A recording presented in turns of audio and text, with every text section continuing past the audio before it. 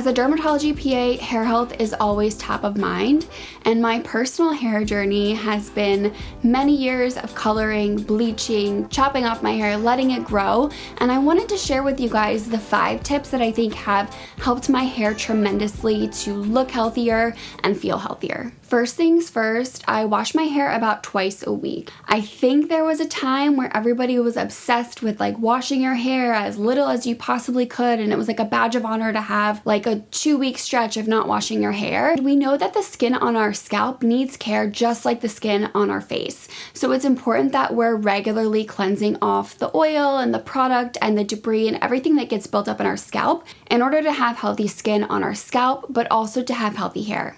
Right now, 2 times a week seems to be working for me. You really have to find the balance that works for you and the amount of oil that your scalp produces, because ultimately that's genetic, that cannot be changed. This is my natural hair color that I recently went back to after some years of using balayage and other techniques to make my hair lighter. So when my hair is lighter, because it's more damaged, that makes it more high porosity so that it soaks in more oil. So I find I actually need to wash my hair less when my hair is damaged. Right now, because it's nice and healthy, it's low porosity, it's not absorbing a bunch of oil, and I find that I need to wash my hair more often. Because I love to use leave-in products and I like to use dry shampoos throughout the week, I try to use some sort of a clarifying shampoo about every other week.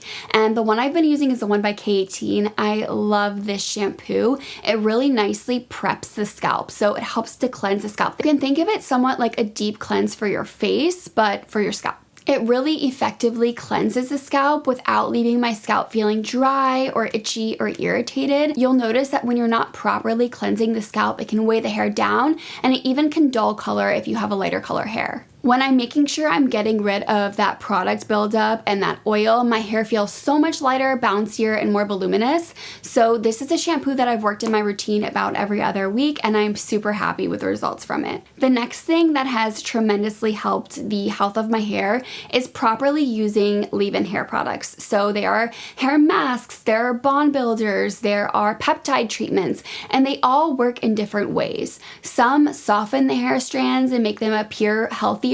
Some actually work to repair the hair from within. So it's a little bit complex, but just knowing how these different products work can help you determine which one is right for you and ultimately is going to give you the best result. I won't go into too much detail here because I have a whole video on what these 3 different products do, so I will link that below if you want more information on how to properly use these products in your hair routine. I noticed a big change in my hair over 8 years ago when I moved from Ohio here to Miami, and it took me a while to figure out that my parents' house in Ohio has a filter on the whole house so that all the water coming through is filtered because it is hard water. I didn't have that filter on my house or my apartment down here, so I noticed immediately that my hair just felt drier, it wasn't as soft, and it combed through as easily. So once I figured out what was going on, I immediately went and bought myself a shower head with a filter for my shower. The shower head filter that I switched to uses a filter with calcium sulfide, zinc, and copper, which helps to reduce free chlorine, iron oxides, hydrogen sulfide, and any odors, dirt, and sediment in the water. I noticed a change in my hair after just 1 wash with this shower filter, and every time I use it, my hair just feels softer.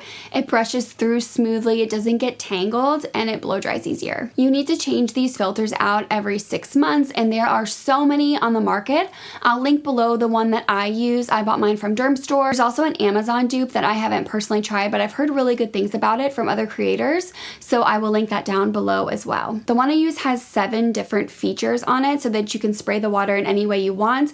I also had some questions about whether or not it reduced the water pressure, and I found for me personally, switching from my old shower filter to my new one, the pressure was actually better. I think it kind of depends on the water pressure in your house and also the shower head that you're using before, whether or not you're going to think it's better or worse, but for me, the pressure's actually been better. When I wash my hair, I blow it dry about 90% of the time. And when I was in LA with the Sephora squad, we saw a presentation from Chris Appleton and Color Wow about their drink coat, and it was really incredible. This product uses a proprietary anti-humidity complex that makes your hair super smooth, waterproof, and kind of frizz-free. It's also a heat protectant. It basically helps your hair to repel moisture, which is what we want, right? We don't want water in our hair because it can lead to swelling and hydro fatigue. In an ideal world, our hair already has these hydrophobic properties, but years of damage from UV, from heat, from coloring break down the hydrophobic properties of our hair. So we need to reinstill it with a product like this one. After washing, you're going to want to divide your hair in sections and apply this product liberally.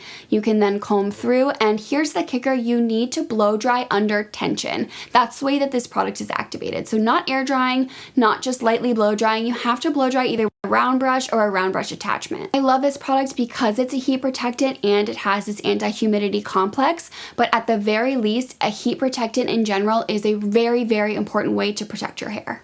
Lastly, and probably the change that's made the biggest impact in my hair, is switching my styling tools.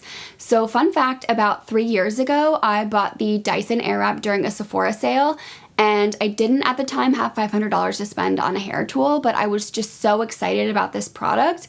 I went out and bought it on sale, and I hated it. I returned it like a week later because I hated the way my hair looked. It was frizzy. I didn't like the way it styled it, so I returned it and I just said, okay, it's not for me. But I kept seeing so many creators post videos of their hair looking amazing after using the Airwrap. So I said, okay, I'm going to try it one more time. I went out and bought it again, and I figured it out. And once I figured out how to style my hair with it, and also I managed my expectations on what to expect with the Dyson Airwrap, I was in love, and I have used it nearly every time I've washed my hair since. The Airwrap uses continuous air to style your hair from wet to dry instead of extreme heat. So that's why it's better for your hair than using, let's say, a curling iron or a straight iron.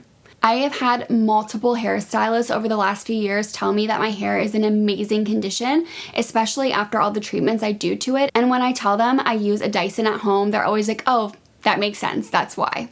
I think the biggest thing with the Airwrap is managing your expectations. If you have very straight hair like I do, you are not going to get long-lasting curls with this. You just aren't. Unless you are lucky and your curls just stay. I've always had trouble getting my curls to stay, and I noticed that with the Dyson Airwrap, I use the curl attachment, but I go in knowing that I'm gonna get a great ringlet right out of the gate, but it's going to fall into kind of a nice blowout style. As long as I go into it knowing I'm looking for a blowout, not curls that are going to last me all day, I love the result. But if you're looking for a product that's going to give you curls and you have naturally straight hair, this probably isn't the product for you.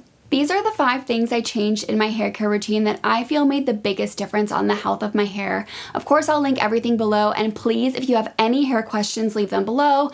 Any hair topics or skin topics that you want me to elaborate on, that's what I'm here for. So make sure you subscribe for more skin and hair tips.